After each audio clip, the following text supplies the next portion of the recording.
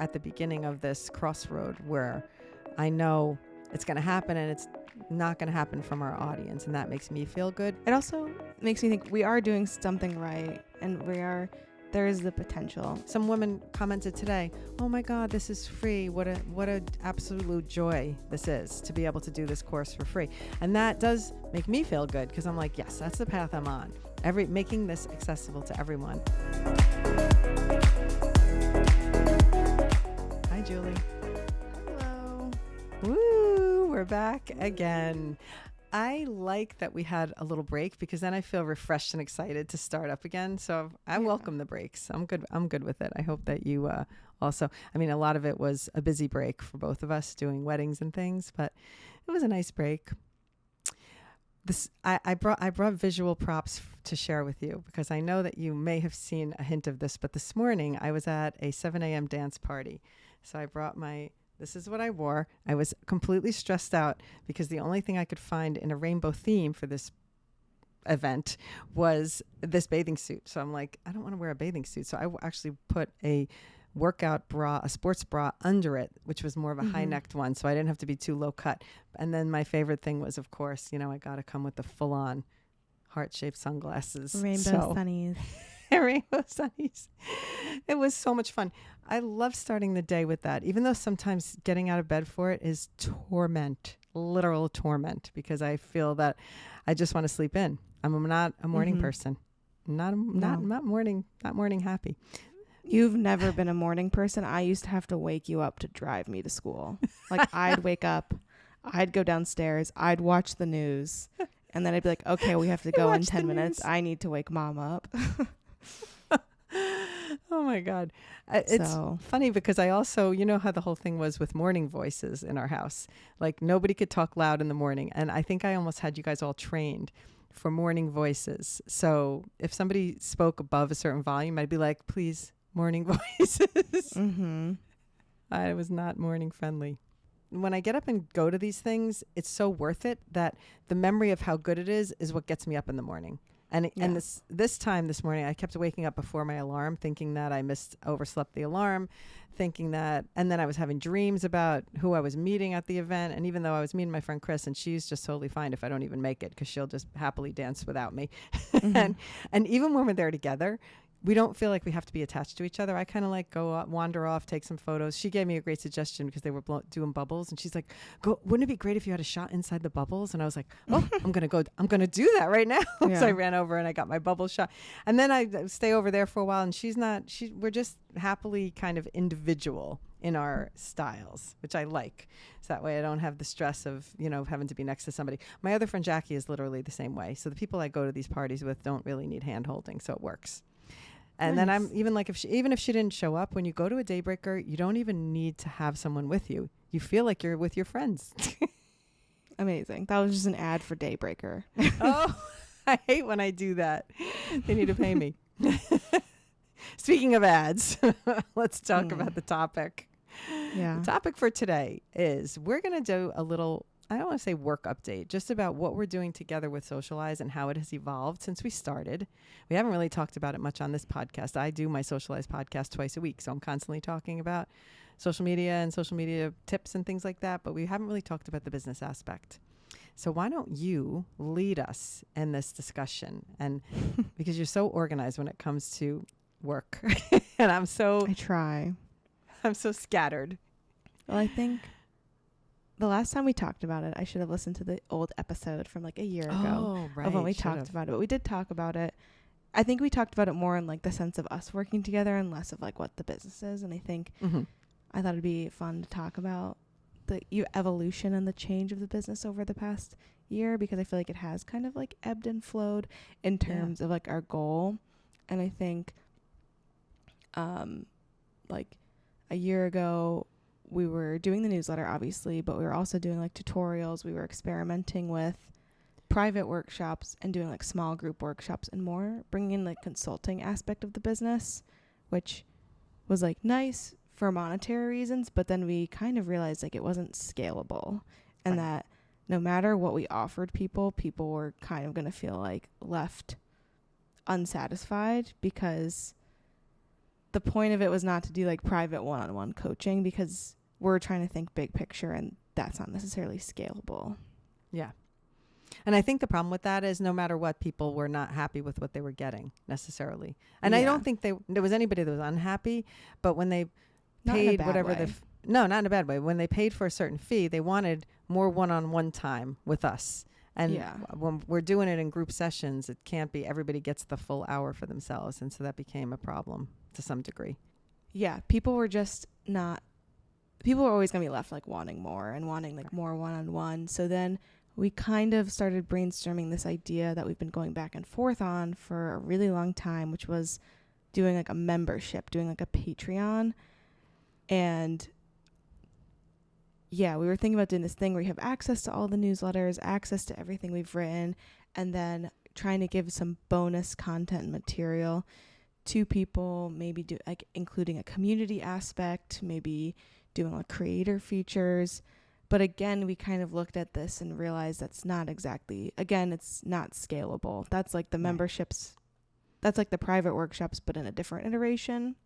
That's right. So it's so funny because from the beginning, I've been fighting this idea of having people have to pay for things. I don't like to gatekeep, and I'd rather have everyone have access, build a community.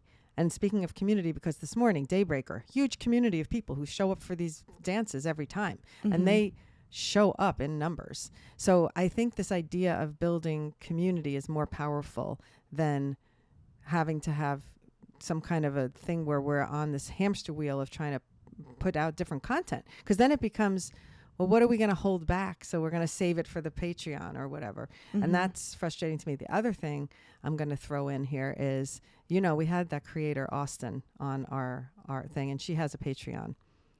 She stopped her Patreon. Did you know that?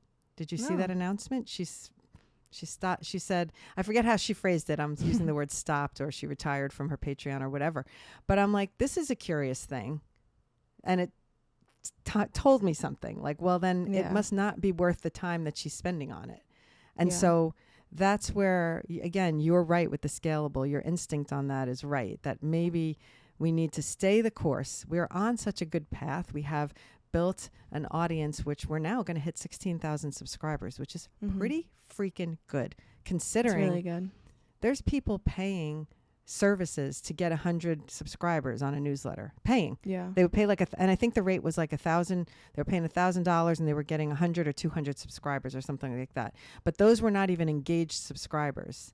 And they were subscribers that were purchased. It's like buying followers on Instagram, probably, right? So you buy these followers, then they're not really reading the newsletter because they really didn't, they didn't subscribe on their own will. It was like a purchased thing from some other way of purchasing.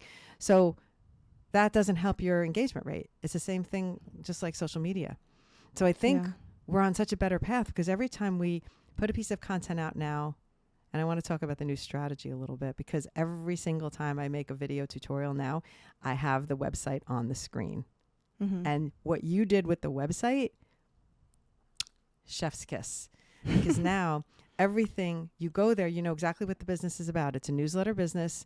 And then you scroll down because here's all the tools you need. Then you scroll down, and then it's the courses. And then at the top, you have access to the courses and the workshops. And the way it's laid out is so good. So now all I have to do is put the website on the screen. I don't even have to talk about it sometimes. People are going to that website and we're getting subscribers every single day because we get email alerts. And it's like it's like a little slot machine. Ding, ding. It's exciting. We get subscribers.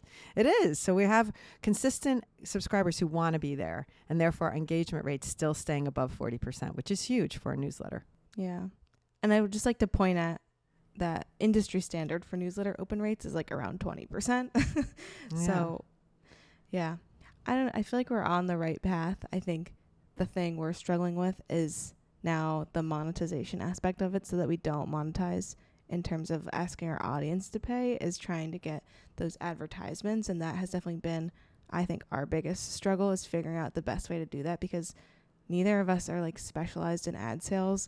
We are like the perfect combination for like running the business, like you as the face and the making the content, and me as the back end and the operations. But together, we definitely are struggling for monetizing. And we have had ad placements Oh, yeah. We had good ones, too. We've had good ones. Really good ones. We had HubSpot. We've had Planable. We even had Beehive ask us to advertise in our newsletter. The actual newsletter platform that we're using has advertised in our newsletter, which is great.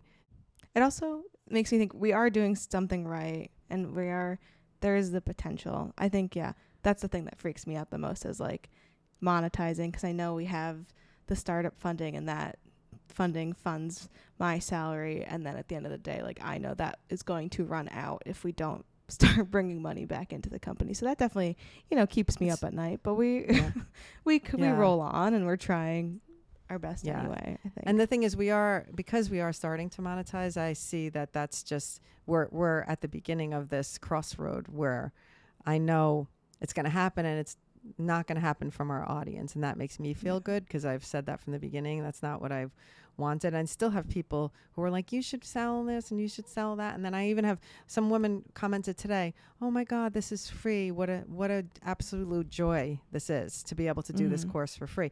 And that does make me feel good, because I'm like, yes, that's the path I'm on. Making this accessible to everyone.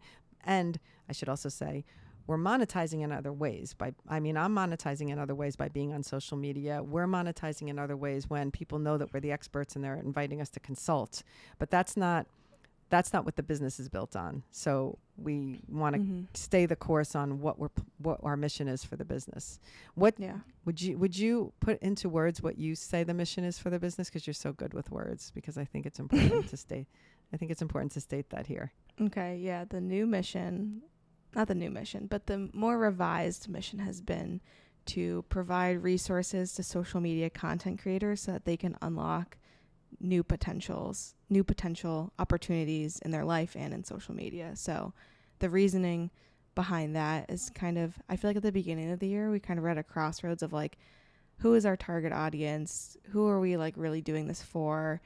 Because in the beginning it was you doing tutorials for people who may be older, and not that we've lost that by any means, but as we've gotten more followers and more subscribers, we've definitely gained an audience that is trying to be active on social media and pursue goals by using social media. Right. So what we actually did was like, I don't know if I had this realization or just we had a survey, but basically we kind of realized you're the blueprint, like you, the mothership, are the blueprint for the like target subscriber, because we kind of had this realization that you, as being active on social media, has helped you gain access to all these cool opportunities, social media related, work related, life related, that you would not have ever had otherwise had you not been active on social media. And that realization of being able to help people, have a good social media presence so they can achieve all these extra things in life, is now the mission. Oh my gosh, you said that so well.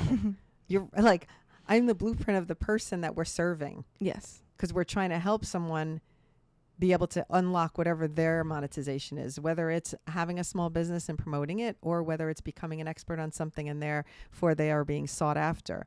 So that's what's happening to me. I'm being sought as an expert, so I'm being brought into commercial projects I normally wouldn't have had. So that's a way that social media has unlocked doors for me. And that's what we want to do for our audience. Help them, give them the tools, give them the know-how to be able to do that for themselves, which is so well stated, Julie. Do we say that on the website exactly like that? We really ought to somewhere. I think we Not do. like saying, I don't know. It's really well said what you said there. Good thing we have it recorded. Sometimes you're funny. Oh, maybe I should be a comedian. I was going to say, you should get into comedy. We always said this, but we always said it jokingly, and now it's really happening.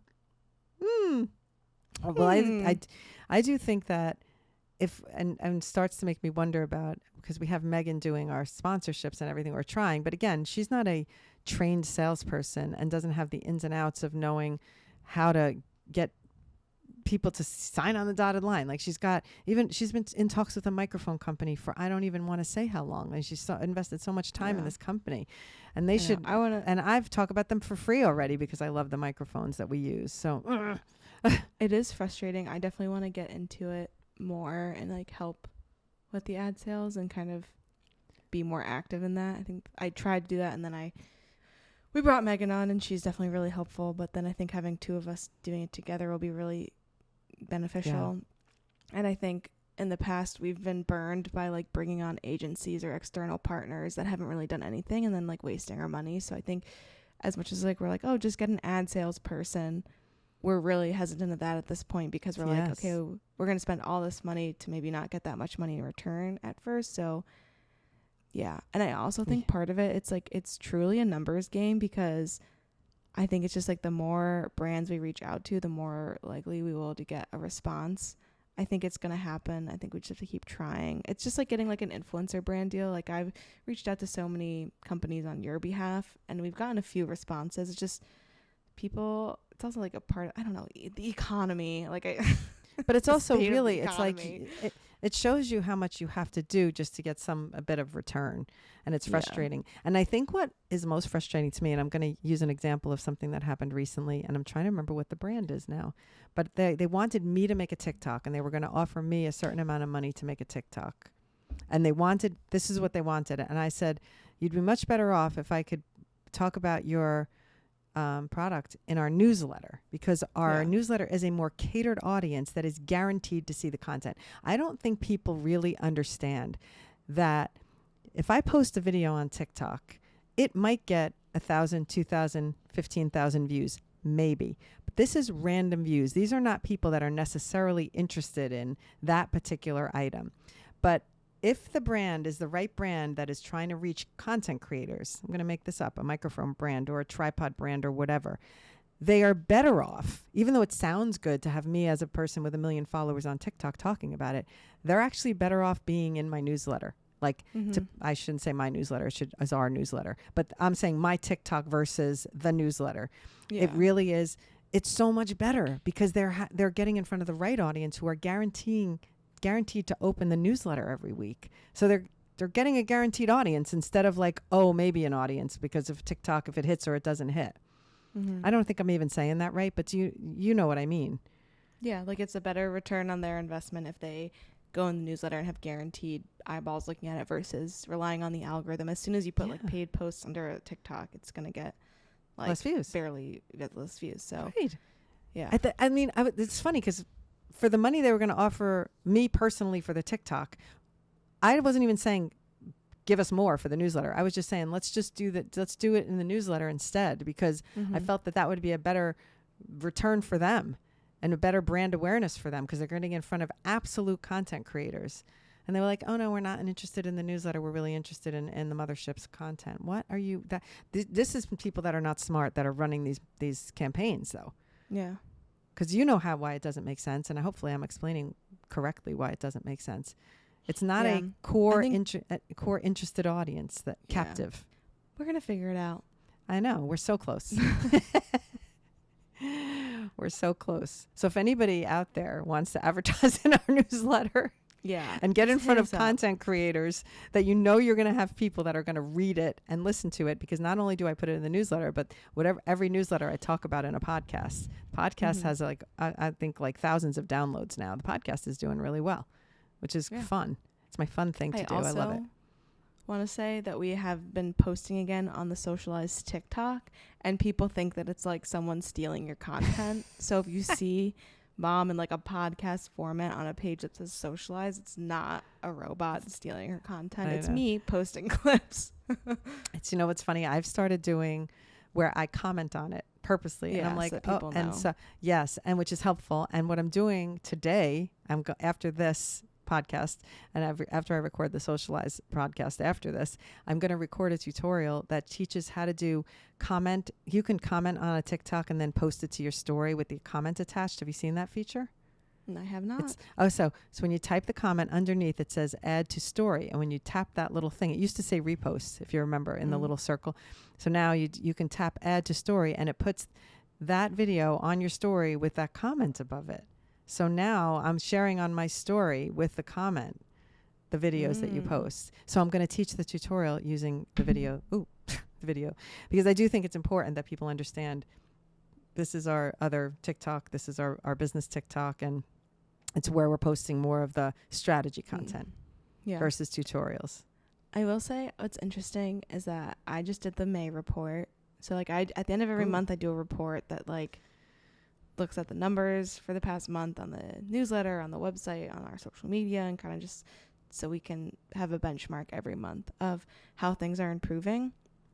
And in the beginning, the Socialize forecast, so our Tuesday email with the trends, original content ideas, all that always had like a better open rate than our strategy editions that are on Fridays. And slowly the strategies I think are becoming more like favorited maybe by our audience, which is like really interesting and like nice that the strategy has been helping and people like it. Oh, I like that. I like that. And I think there's probably a few things contributing to that. And I'm going to like list them, not in particular order, but our expert series, I think, is helping that, number one. Yeah. Because when we have our experts on, which we had Lorraine recently, who's a content creator. We had Austin, who is a young fashion influencer. We had, we're having the person from My Conquering, Tammy, who's going to talk about a small business. And then following that, I don't even think I told you this. We're going to have Lorraine's agent. Her influencer agent is going to be our July guest. I've already confirmed it. We just didn't pick a date yet. I've been in touch with her. We are going to hear from an influencer agent. I am so pumped about this because I want to learn how all the thoughts to like how to get an agent. She's going to give us like what you need to ahead of time to prepare yourself for an agent. I have so many questions for her and I'm pumped for that one. So Tammy's going to talk small business in June 17th. So sign up for that. And then we have this agent, Joanna Voss, spelled Johanna. I don't know if she's Johanna or Joanna, but she has an H in there. So she's going to be on and talking about that. So I think the expert series, because then the experts are sharing and promoting it as well. So that might be helping.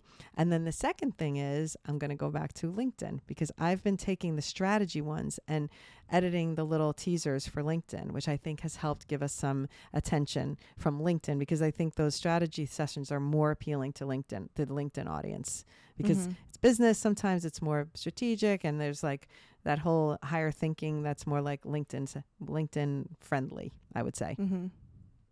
Nice. Do you know what Alicia said to me yesterday? I saw Alicia, my fashion stylist person friend.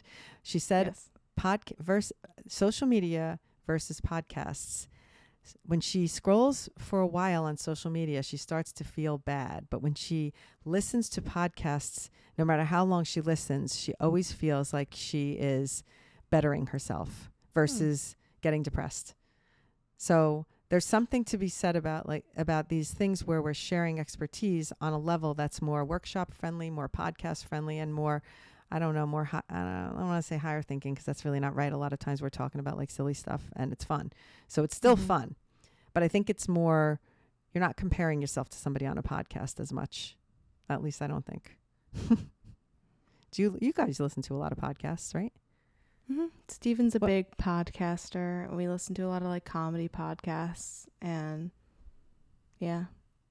it's more Steven's really into the podcasts for soccer. Like he listens to a lot of soccer podcasts and then we listen to a lot of just like when we're driving because we drive a lot more now. Listening to podcasts has been a better way to like pass the time than just listening to music. So I feel like in that essence I don't necessarily like listen to a ton of podcasts when I'm working because I will realize that I'm listening to a podcast and trying to work at the same time and like I can't do it. It's like Steven can do it, which I think is so impressive. But like if I'm like writing something or like working on a social media post, I can't also be listening to someone else talking. Like as much as I can multitask, like I can pay attention when someone's talking to me and I'm on the phone, but if I'm listening to a podcast and trying to be on my phone, it doesn't work. That is not a skill I have either. I can write backwards and I cannot listen to a podcast while I'm working. Because then I'm only listening to the podcast. I'm not getting any work done. I don't even like to listen to music because I start listening too much. And Dad always has music playing when he's home and I'm thinking, how does he work with music on? I like silencia. I like my silence when I'm working because there's a lot going on in my head. I have enough going on up there. I think that's like an ADHD thing. Like sometimes I can do music and other times I'm like, I just need it to be quiet. Yeah, it's crazy.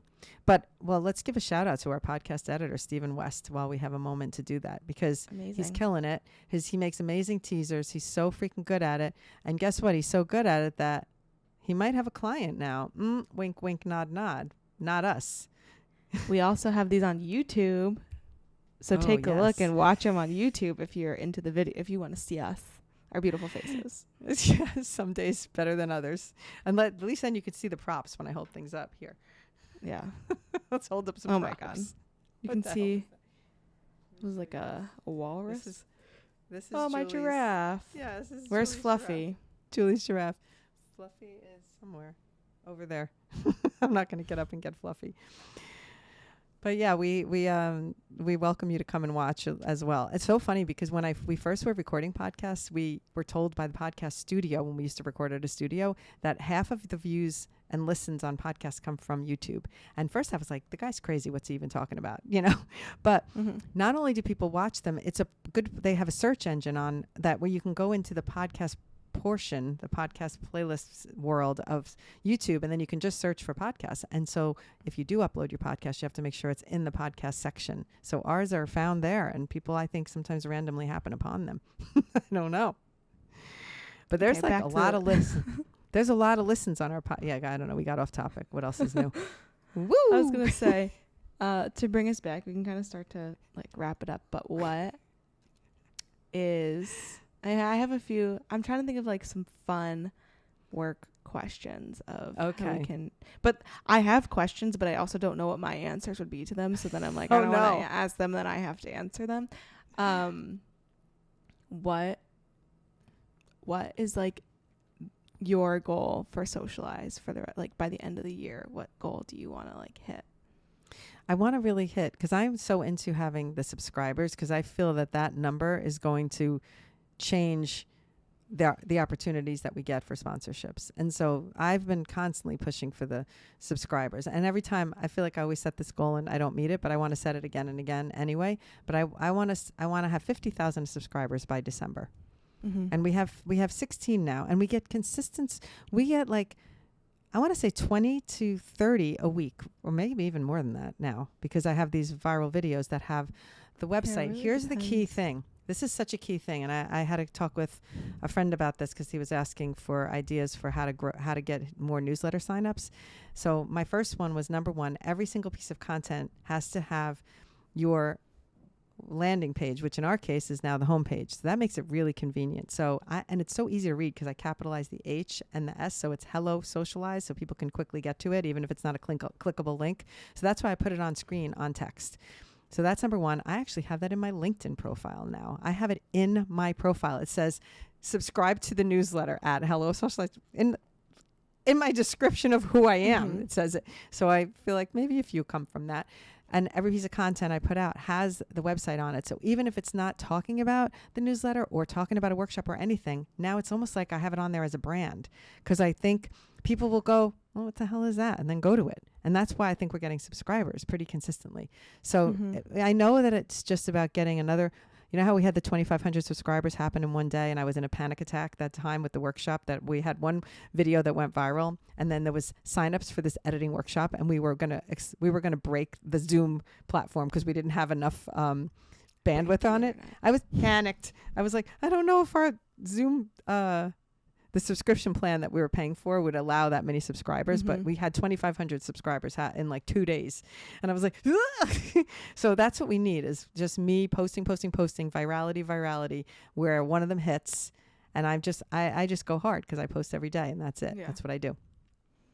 So that's my goal, is to really get the subscribers up. Yeah. I know I don't want to say this is even an option. We have to monetize by the end of the year. It's not an option. And so I know we're monetizing, but we need to monetize significantly. Right now we're monetizing, we have a sponsorship here and there that's not going to, quote, pay the rent. We need to have monetization. We're working our butts off. You know what I was thinking?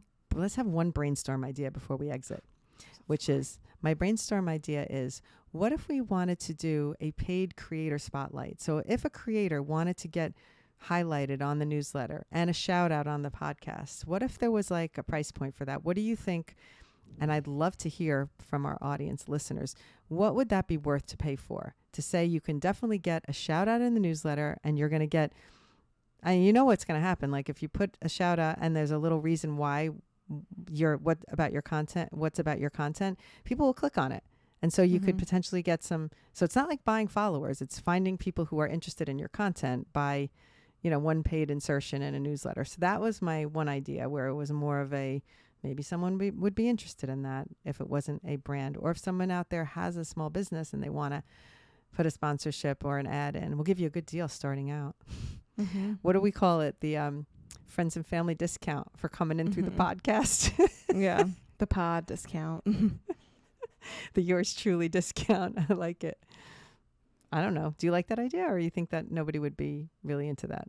I feel like I have to think about it. Like, I think it's a good idea. I feel like I had this idea before, but I get nervous. I guess this isn't the work podcast, so I can say my actual feelings. I don't have to be like... You can. I get nervous that we're going to get like a crazy person who wants to like be on the creator spotlight that's like promoting something that like we don't agree with personally. And that's definitely a concern. Yeah. And then I don't want it to be like, oh, but they're going to pay us. Oh, now you've so that's my only concern. Red flag. Like, you're right. Because then we can't just say like, oh, sign up and give us X amount of dollars and we'll highlight you, because I would want to vet who we're putting in a newsletter. Oh my God. And then it becomes a little bit more selective. It's wrought with problems. I already see it. You see, this is why you're like my safety net. I would have the wacky harebrained idea. I'd put it out there and then I'd be like, holy shit. You know what I mean? So it's okay. That's a problem. I like when you say, you say I could think, whenever you say, we'll think about it, I know it's a terrible idea. It's not a terrible idea. But that's how we work, because you're straight up, you don't want to hurt my feelings, but at the same time, you're right. I roll. I also want to monetize by the end of the year. That's my goal. Like, you're focused on growth and I'm focused on monetizing, which I think will be helpful. For the next couple months. I think something has to come. Yeah. We're channeling it. Well, just like we channeled the manifesting it. We are manifesting I accidentally manifested the podcasting opportunity for Steven, and that worked out so far. Yeah. You know what I mean? So now we have to do the same thing. You've manifested a lot of things. I have. We got to manifest this. And I've been trying so hard to manifest this. It's like, am I not focused enough on it? What do you think the problem is? Why is it not coming to fruition? Maybe it's just different not the right time. Than anything we've ever done. Yeah, it's different. And as Tommy said, a lot of people talk a good game, like, oh, monetize a newsletter, it's so easy. And then people get to that point where it's hard and then they stop. Yeah. And so Tommy was very insightful. He's like, if you just push through the hard part, those are the people who are successful. They push through the hard part. So that's what we're doing. So Tommy, if you're listening, let's get on a call. Shout out to you, and let's get on a call to strategize. Oh my gosh. Tommy's like another one. He's got like a wacky idea he's working on right now. I don't even know if I told you about it. He's moved. He wants to go into the board game arena, and I love that because everything he does right now is like real estate, or it's work, and it's like finance and all those things. And I think he just needs a fun thing. Yeah, that's fair. So good for him. I connected him with my toy people already. I got all the toy people in my back pocket. Get the toy people to monetize with us. What are you doing? I don't know if they think that we're the right audience for toy people, but maybe. Tommy will be our first big sponsor when he gets his when he does his board game and he needs to promote it in the newsletter. It's like a family affair. You know what's happening right now? Hold on, he's calling. I'm going to answer and put him on the speakerphone. Oh my goodness, this is so funny. Tommy, wait, Tommy. Me and Julie are recording the podcast right now, and we were just talking about you. I'm not even kidding. The microphone is still on. You are on the speakerphone. Isn't that crazy? That is crazy. We mentioned, Context. we briefly talked about your board game, but not anything specific. Just that you want to work on this little side hustle project, and we're excited for you. Oh my God. Okay. Isn't that crazy? That is crazy. Is that why you're calling? Okay, bye. How weird that he would be calling right now. Okay. On that note, we just have to say karma is crazy. That's Helen Karma in the works. That's right. Now we just got to... Can I just think about a sponsor? Come on. Let's make my phone have a sponsor call us. Oh, my gosh. All right. Well, we have a lot to think about. We would also... there's so many smart people. I always say there's smarter people in my comment section than there are, always in my day-to-day life. A lot of times, like, people in the comments are super smart. So if you have, as a listener, any ideas for us about how we can secure some sponsors in a really, really good newsletter that has a high open rate and loyal listeners on a podcast, it's like you get a dual bonus. Hit us up. Let us know. All right. Thanks. And don't forget to leave us a review if you enjoy our podcasts. Yeah. This was fun today. Something a little different. Yeah. A little different. All right. What do you have planned for the rest of the day? Anything special? I'm just going to work and try and brainstorm some ad sponsors to reach out to. Good answer. I'm going to record the Socialize podcast and record some tutorials. What else do the recording of tutorials. But I do love it. So thank goodness. I recently gave you more comedy material, so I'll leave you with that. Go watch my Big Booty Bakery video, because somebody said that you can run with that one on one of your comedy sets. I don't know how, but you'll think of something. You'll think of something. I will. Okay. All right. Yours truly, Helen and Julie. Yay! This was fun. If you love hanging out with us while we chat amongst ourselves and include you in it, leave us a review. And if you have any ideas for sponsors, or if you are someone who would like to sponsor a newsletter, we'll make a deal with you. we'll make it affordable. Deal. We'll give you a dual. We'll give you a dual deal. So hit us up and let us know. You know where to reach us. All of our socials are available, and we have a joint email address, team@hellosocialize.com, where you can actually reach us for that. Otherwise, just check out our website, hellosocialize.com. If you landed here by chance and you don't even know what we're talking about our newsletter, highly unlikely since we talk about it a lot. But if you don't, that's where you can find it. And thank you so much for listening. We'll see you next week. Bye, Julie. Bye. Bye.